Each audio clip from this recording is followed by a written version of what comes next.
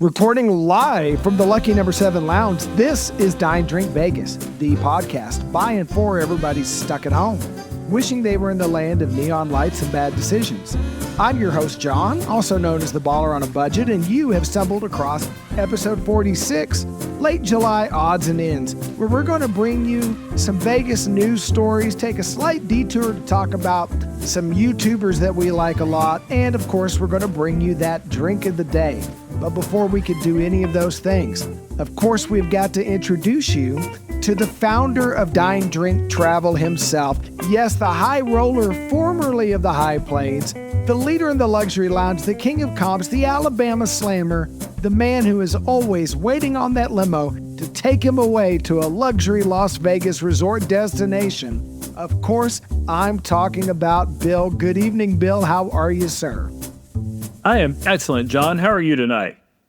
I'm doing good, and I'm wondering if you're happy that even though we're staying in a summer lane, I didn't throw either some nightmare powdered drink mix recipe at you or some complicated 8-ingredient tiki recipe at you.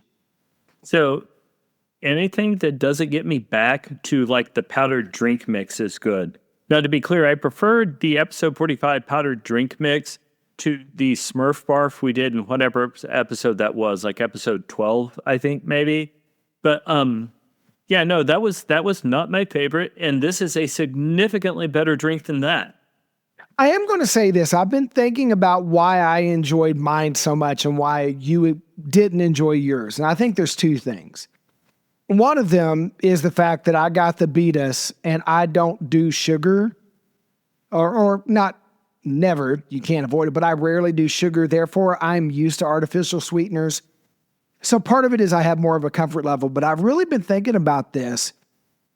You know, there's an old quote from Martin Luther, if you're going to sin, sin bold. I think where yours went wrong is you played it safe with 2 variants on lemonade and clean, decent spirits and a nice high-end vodka. I think that powdered drink in the water bottle with some airplane shots only works if you go over the top with outrageous flavors. I went with 99 coconuts and pineapple powder. And I think if you know it's going to taste artificial anyway, then start thinking about candies. Nobody wants the safe, boring candy. If you're going to eat candy with artificial fruit flavors, you go all out, right? So I have a theory, listeners. If you want to try the powdered drink in water bottle challenge, don't try to stay safe. Go with an aggressively flavored shot and an aggressively flavored powder, and it's going to be chemicals and artificial everything. But I think it's like the uncanny valley. Your flavor profile was so close to a real drink that made it worse. Whereas mine was clearly fake laboratory flavors, and my brain was just like, yeah, I can enjoy this. I don't know. My theory. Or you could just pour the half-decent liquor in a glass, drink it, and call it good, which is my theory. You can do that. I don't know. I'm not going to go get one of those yard-long frozen drinks because Lord knows the Beatus will kill me. It turns out part of me likes those artificial fake flavors. So maybe that's the demarking line, and this was never going to be your thing. But this week, we went classic, Bill. We did indeed go classic. And John, will you please tell our listeners what it is that we're drinking?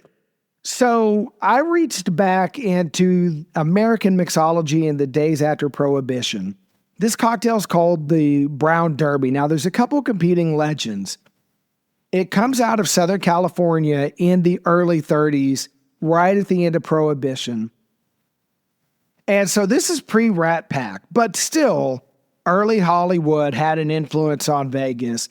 And these kind of drinks, like cocktail tradition died with Prohibition, and Americans were just learning their mixology again after, 8 years of Prohibition?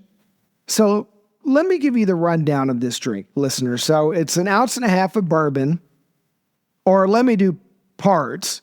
1.5 parts of bourbon, a part of grapefruit juice, and a half part of honey syrup, which is just mixing honey and water until the honey pours easy. That's it. No bitters, anything like that. You do shake it because anytime there's fruit juice, you shake with ice. And it's served strained and up in a cocktail glass. All my stemware is broken, so the picture on Twitter is not a cocktail glass. You could do it on the rocks, but then it's a different drink at that point. Garnish with a peel of grapefruit. Bill, what did you think? So I like it. I don't love it, right? Like this is probably about square in the middle of, because we're 46 drinks into drinks of the day here. Yes. And this is probably about the one in the middle. So there is absolutely nothing bad about it. I would absolutely drink it again. But there are two problems. One, with at least as I did it, the grapefruit, the honey, and the bourbon. And I went with Old Forester. I went with a bourbon that would have been common at the time. But those three ingredients kind of canceled each other out. And at least in my presentation, it's a little bit bland. Like it's fine, but it doesn't taste like any of the ingredients. The second problem I had was I couldn't find honey syrup, and I kept trying to make my own, and I had trouble getting the honey into a pourable state. And that problem got worse once the ice was in there. And I eventually kind of partially worked it out, added a little bit of sweetness with the little bit of simple syrup. So it's a fine drink. I like it. I just don't see any reason to do it again. So I'm going to finish drinking it because I pour bourbon and I'm a civilized Episcopalian and we have rules, damn it. Yes. But after I finish that, I've also made myself a riff on a drink we did like 5 episodes ago. Basically, as long as I had the grapefruit out, I made myself a daiquiri. So yeah, this drink is fine. It's just not one of my favorites. Where does it rank for you, John, in terms of stuff we've done before on this podcast? So I made mine. I reached for Jack Daniel's bottled in bond because modern Jack Daniel's is only 80 proof. In the 30s, you probably would have been looking at a 90 proof. Well, I went with 100 proof because, 100's better than 90. In a 4-year age statement. So this is closer to, I think, the kind of bourbon we would have gotten. Old Forester was on the market back then. So I don't know if yours was 80, 86, or 90 proof, but you're probably in the ballpark of a flavor that would have been around back then. And yeah, I'm 86. With the 86. Yeah. So I'm a little overproof. You're a little under. In the 30s, it probably was a 90 proof, or most bartenders would have gone for. I agree with you. I think the simplicity of the drink is the problem. So we're going to conduct a live on-air experiment. I'm going to add bitters. Now, I'm not going to add my normal beloved Angostura, but I am going to add Angostura orange bitters because I'm with you. This drink needs something. And I'm not going to put it back in the shaker. So we're going to go, and I put in, listeners, when I say I put in a dash of bitters, probably 5 or 6. I like bitters. And we're going to give this a swirl because I'm too lazy to go get my shaker and reshake it. And I just want to see, in order to be a cocktail, it really needs, technically it was a mixed drink before. Cocktail is booze, modifier, and bittering agent. Well, this was just booze and modifier. That wasn't a cocktail, that was a sour, right? The Brown Derby is a whiskey sour with grapefruit. Let's see what the bitters do for it.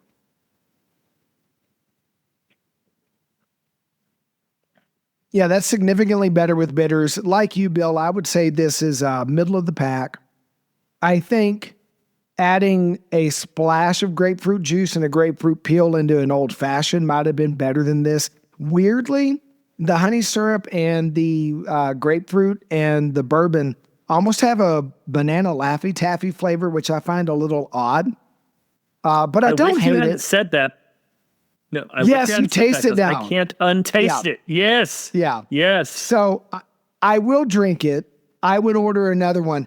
I do think this shows us there's a reason why this cocktail was wildly popular right after Prohibition, because people hadn't been drinking legally in a while. So walking into a bar and getting anything was super, and not worrying about going to jail or going blind was super awesome.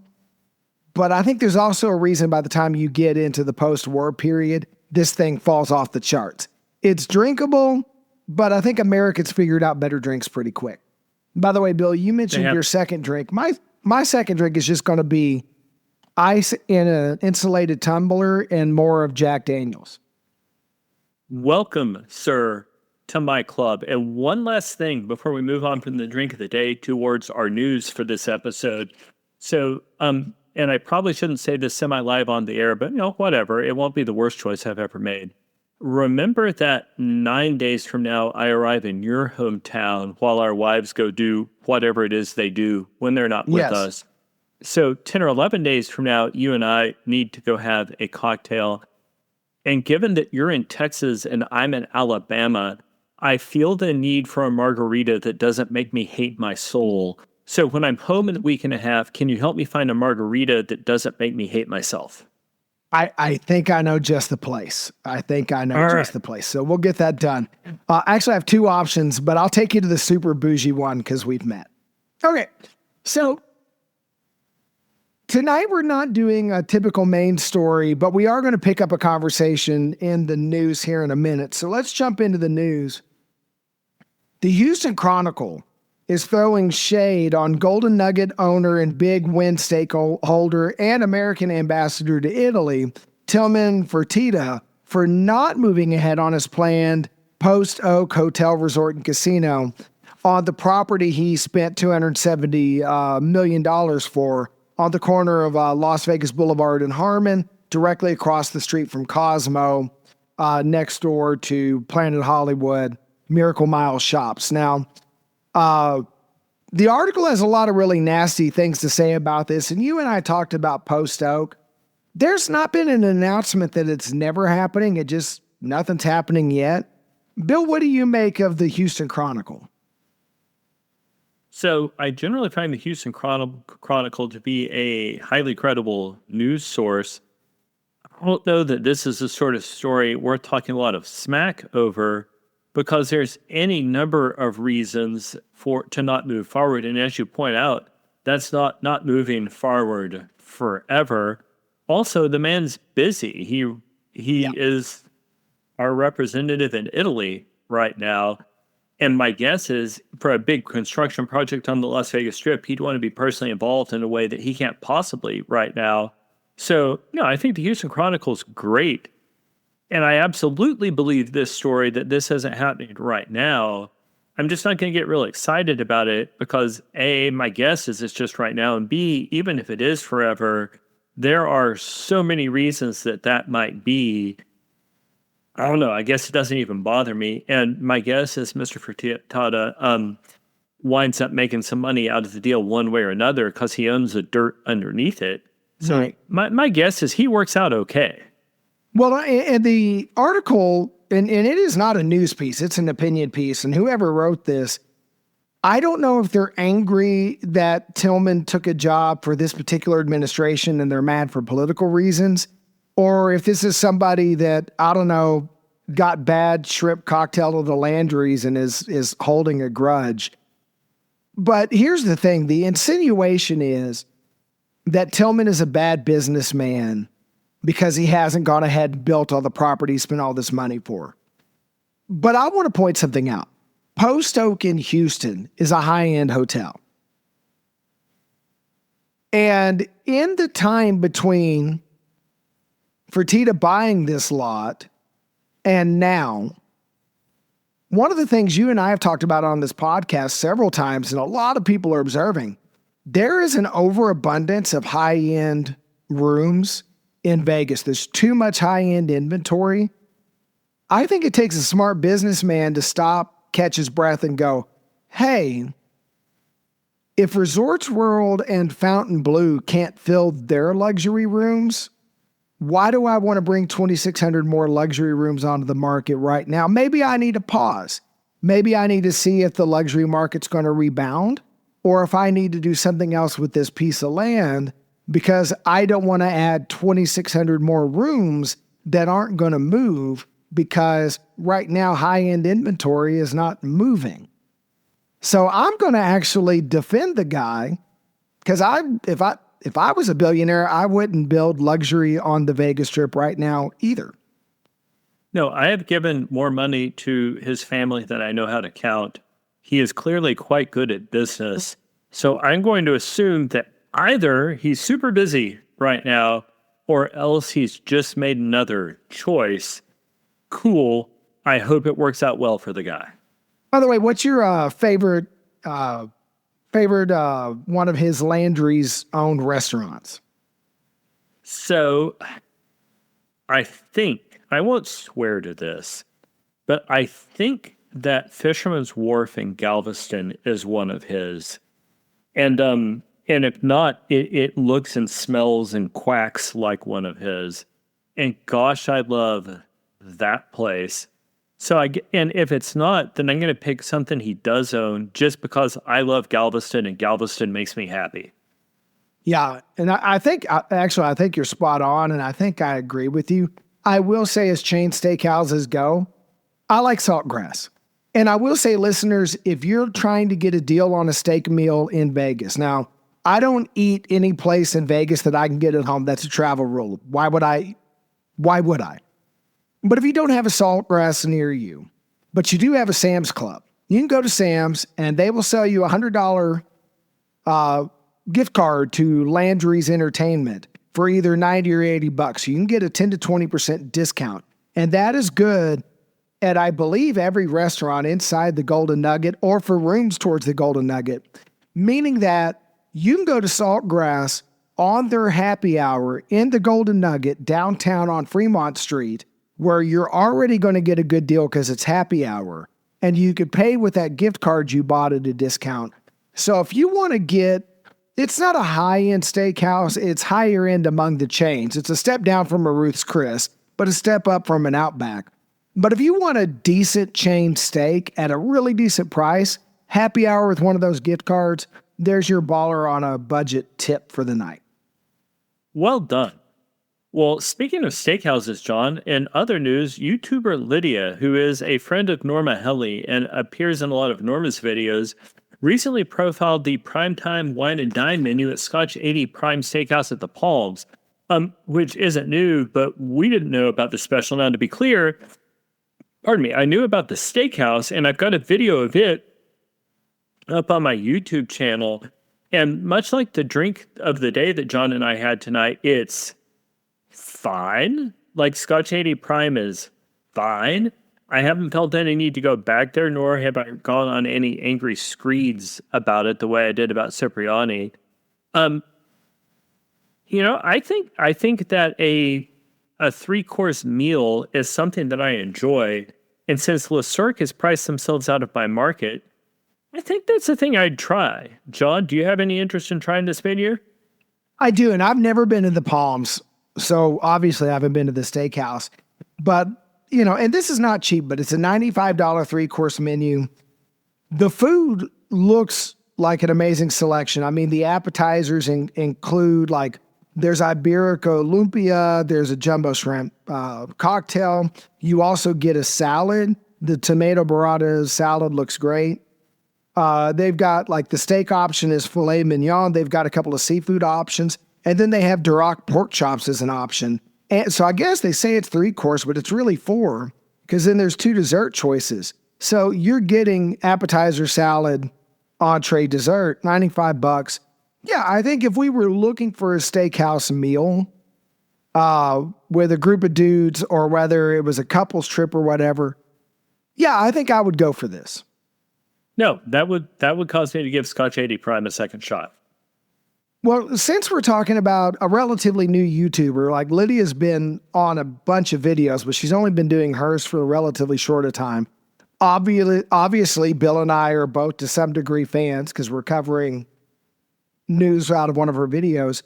I thought we'd take a moment for Bill and I both to recommend some other YouTubers. And this is hard because I watch a lot of YouTubers. So trying to keep myself to 3 was really difficult because I feel like I'm leaving out some really good content creators.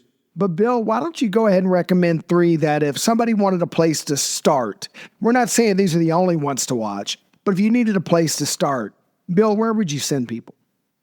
So, folks, let me confess what my bias is before I get started, because on my YouTube channel, where John has contributed some videos, where my son Edwin has contributed some videos, what we try really hard to do is pretty short and focused videos.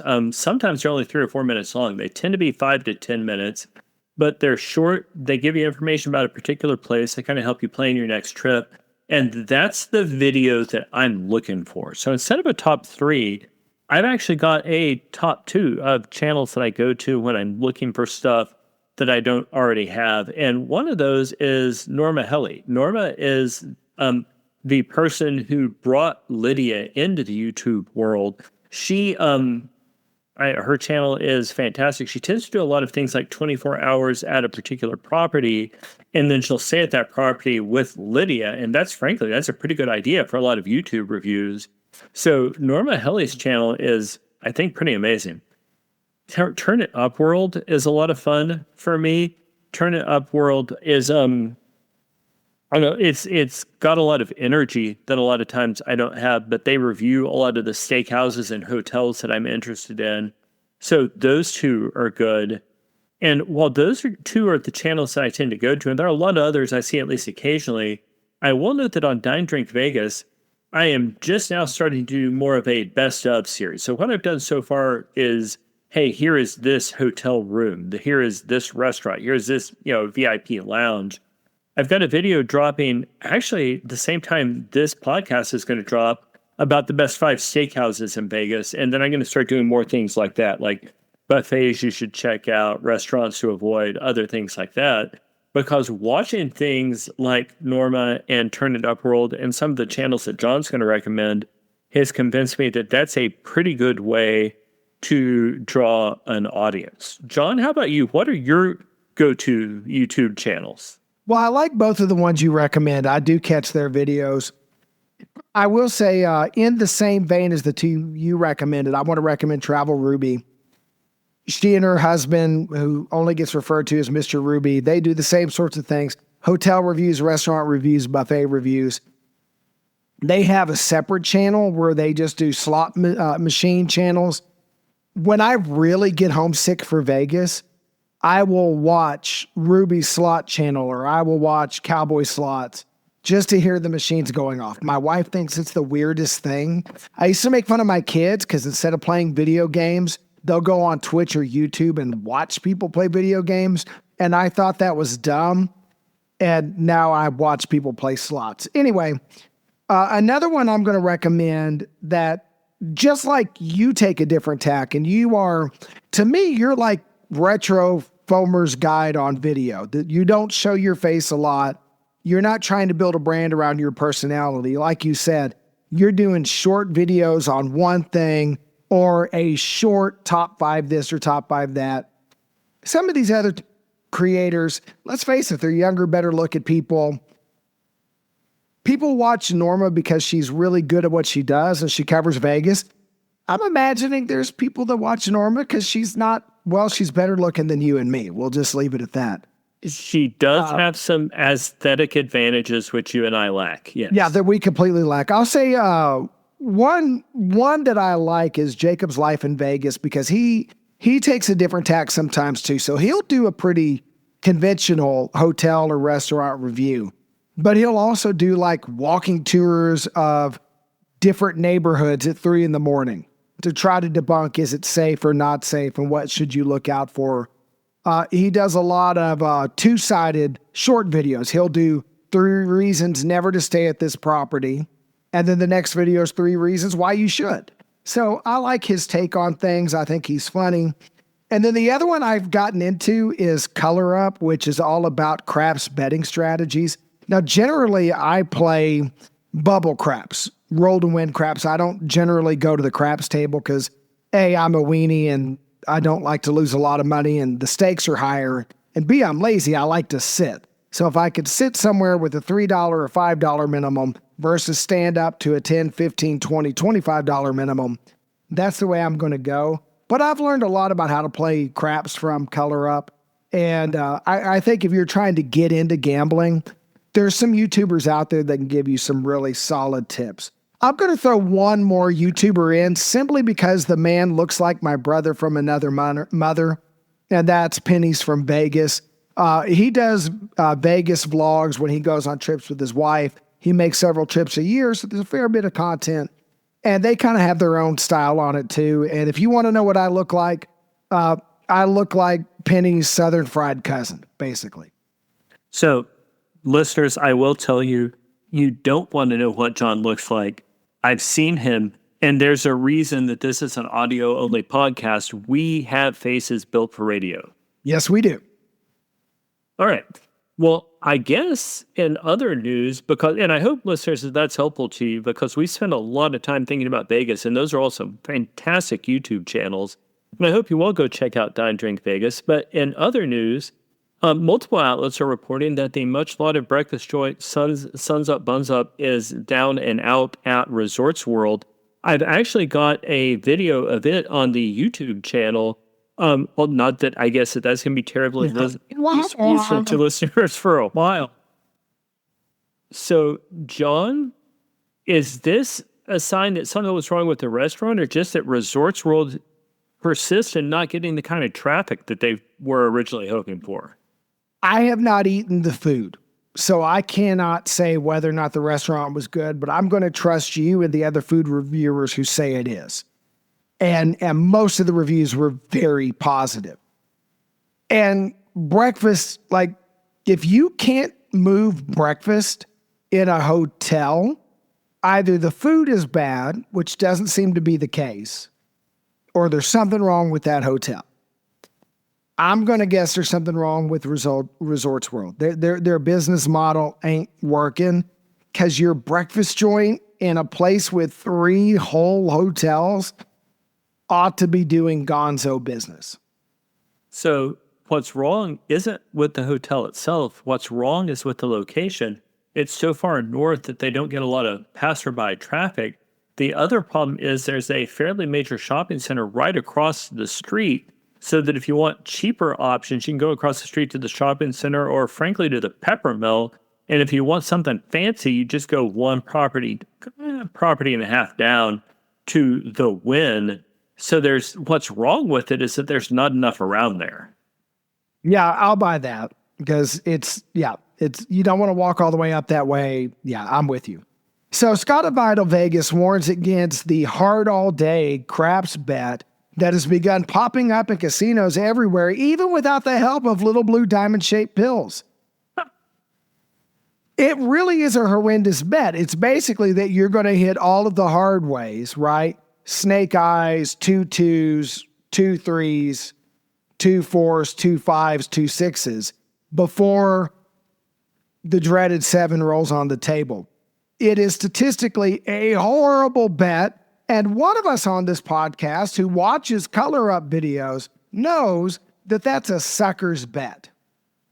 So that wasn't the bet I thought it was. I thought that was the bet where you roll everything before you roll a 7, which is an excellent bet. John, do you remember? Bet. No, it is an amazing bet. Didn't me making that bet get you some really good free whiskey the last time you and I were in Vegas together, which was, I guess, in January? It did. You won betting that really statistically. Like twice that weekend? You hit it twice in one weekend, and you were generous enough to buy me a nice drink, and I thank you for that. And I hope the next time we go to Vegas, you bet the family mortgage on that bet again and see what happens. So, Rachel, if you're listening to this, I'm only going to bet it if I win. It's fine. There's nothing to be worried about. It's totally okay. Yeah, and Rachel, don't worry. He can stay on our couch when you throw him out when he loses it all. Yeah. So what are the odds on this hard all day bet, John? Do you have any idea? I want to say it was something like 276 to 1, and it ups the house edge playing craps by double digits. So every game in the casino, except for the very rare, hard to find video poker machine that might have a player favorable table, every game in the casino, the odds are on the house. So even though people do win over the life of a given table game or the life of a machine, the house is going to win. That's just the math. Somebody could walk out with $1 million. The house is still going to win overall. They didn't beat that gambler, but they're going to beat enough people to make that $1 million back.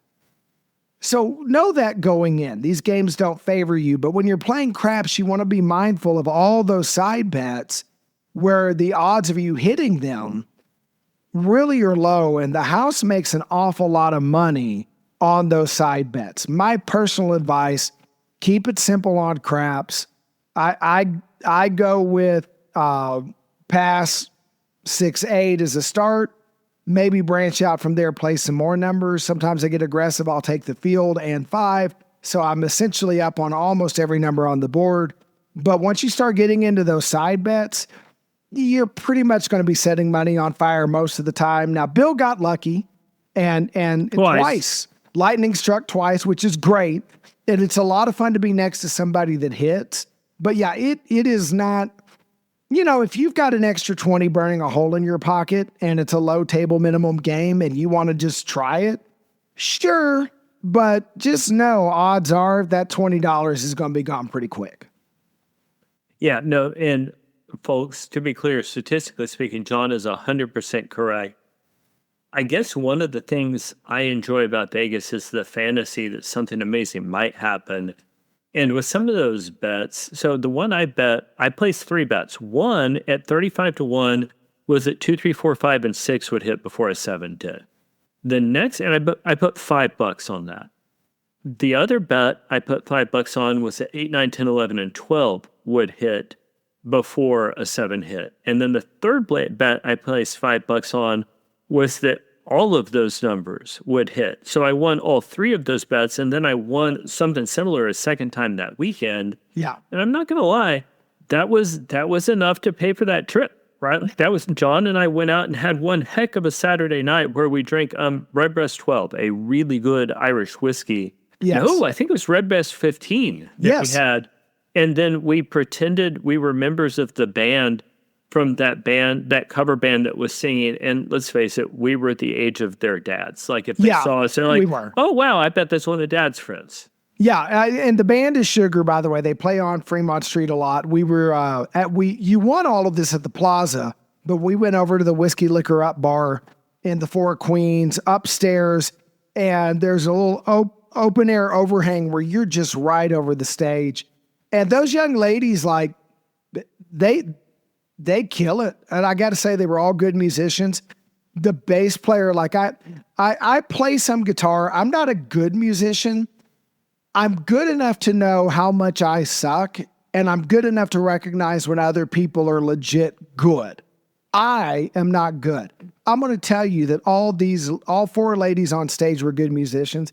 I got to say that bass player really impressed me because some of those songs, the bass groove needed to be in there. It's got to be locked in with the drummer. And that just really, she set the tone for the night. The singer was great. The lead guitarist was great. The drummer was great. So if you're down on Fremont Street, there's some like Spandex Nation is a lot of fun. There's good bands. But if you see Sugar on the stage, I know there's some old heads who are like, chick rock. Nope, shut your mouth. Go watch the ladies play. They're really, really, really good, especially when some friend of yours got really stupid lucky, won money, and is buying good Irish whiskey. Highly recommend a night like that. Outstanding. Well, John, following up on speaking of things which happen in downtown and on Fremont Street, because y'all, the Fremont Street experience is a very different Vegas from the Las Vegas Strip. Yes. Don at Vital Vegas is sharing that Taco Escobar has opened in the former Smash Pig location in Fremont East. John, do you have any interest in checking this place out? I do. Now, I'm going to say a couple of things. Now, first of all, Smash Pig, that location is in that strip that's right across from El Cortez. You, because you have hair, always hit up the barber at El Cortez. And on a previous guy's trip, you and Mike were getting your hair cut over at the barber shop. And I, being bald like a cue ball, went a-drinking. And the Smashed Pig, I never ate a meal there, but I sat and I talked to the bartender for an hour and a half. That's where I discovered the Trinidad Sour, because I was joking with her. She's like, what's your favorite spirit? I said, honestly, anything that mixes with Angostura, because I like my bitters. Well, in a Trinidad Sour, the main spirit is Angostura bitters. We're talking 2 ounces of Angostura in a drink. It was invented in Vegas by another bartender. This young lady positively nailed this cocktail. I think I had like 4 of them before y'all got out of the barber. They were really super cool. Yeah. They were super cool, super nice people. I hated when that place closed, but I'm not going to hold that against the new joint that's there. Now, listeners, Fremont East is not under the canopy. You got to keep walking, right? And a lot of people are afraid to explore Fremont East because back in the 80s, in the 90s, and even into the early 2000s, Fremont East was a rough neighborhood. It was stabby, muggy, and you didn't want to go there. But the late Tony Shea threw a lot of investment there. Container Park is there. El Cortez has been renovating itself. And the best way I can explain it, Fremont East is sort of like 6th Street in Austin and Bourbon Street in New Orleans had a weird neon lit baby, because it doesn't really feel like Vegas, but it's still a heck of a party. It is so different than the Fremont Street experience. It is so different than the Strip.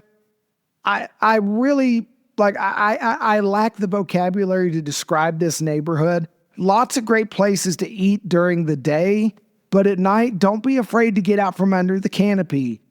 Keep going down the road, hit up Fremont East. Listeners, there's a lot of really good stuff down there. Our favorite bar, Bill and I both love Oak and Ivy in Container Park.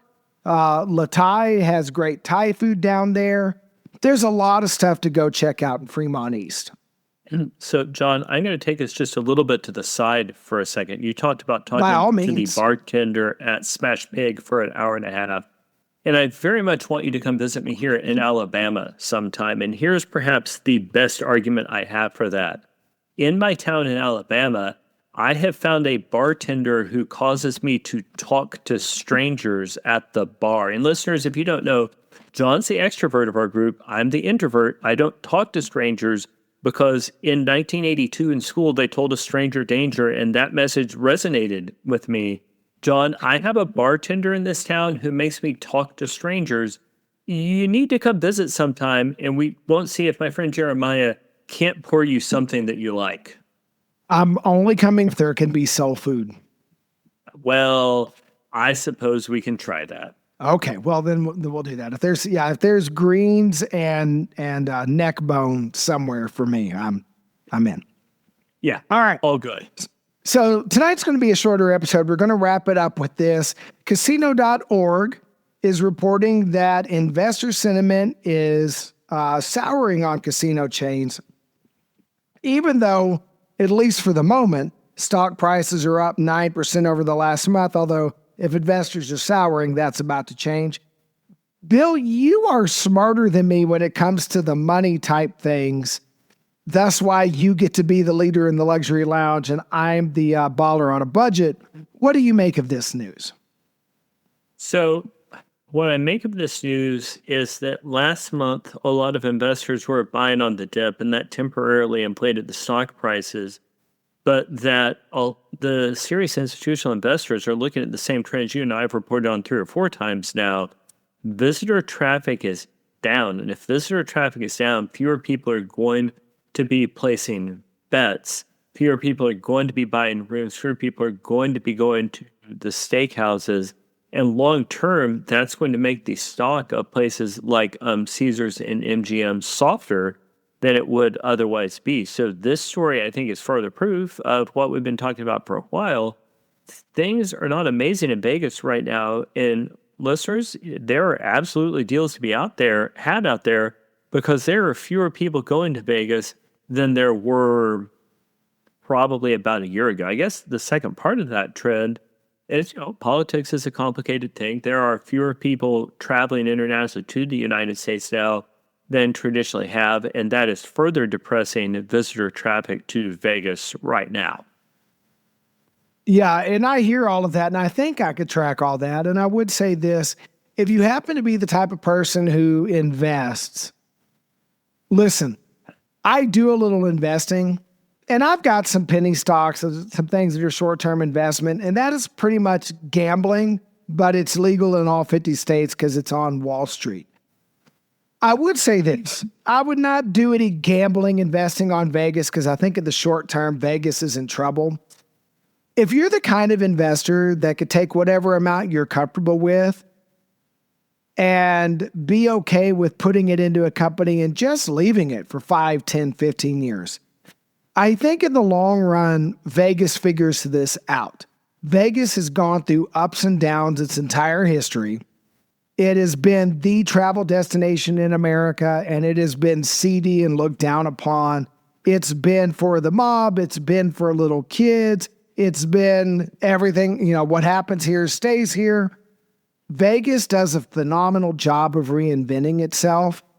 And I think if I had extra investment money, which I don't because every plumbing disaster imaginable hit my house this year, but if I had an extra $1,000 or two that I could put into an investment and just leave for a decade, I think I'd buy this dip when it hits again. When these stocks go down again, I'd be tempted to buy because even though in the short run, Vegas is a bad bet, if any town in this country could figure out how to weather the storm and reinvent itself, I think Vegas could do it, unless they run out of water, and in which case somebody turn off the lights on the way out of the valley. Absolutely. Well, John, I think that about wraps up our news stories for tonight, doesn't it? Well, it sure does. So in that case, Bill, I think it is time for you to tell the listeners where they could find more Dine Drink Vegas and Dine Drink Travel content. So you can find us on YouTube at Dine Drink Vegas, where, like we talked about earlier, we bring you short and focused videos which give you the information that you need to plan your next trip. You can also find us on YouTube at Dine Drink Travel, where we do a little bit of work on cruises, but mostly we talk about air travel, air lounges, what it's like to fly in particular classes on particular airlines, and things like that. You can also find us on essentially every social media platform at Dine Drink Travel, and where particularly on X, I'm likely to be arguing with John. John, where can they find you? I'll be on X at Dine Drink John. I would be happy to talk to you about Vegas or bourbon or whatever else you want to get into. We are so glad you took the time to listen to our podcast. We hope it kept you entertained and gave you some travel ideas. If you have a friend that is planning their next trip to Vegas and might benefit from listening to Bill and I's sage advice, or if you have a mortal enemy that hates listening to old fat white Southern men talk about anything, either way, share this podcast with them, because you'll be helping us build an audience so that we can keep bringing you content week after week. Thank you so much for listening, and until the next episode, happy travels.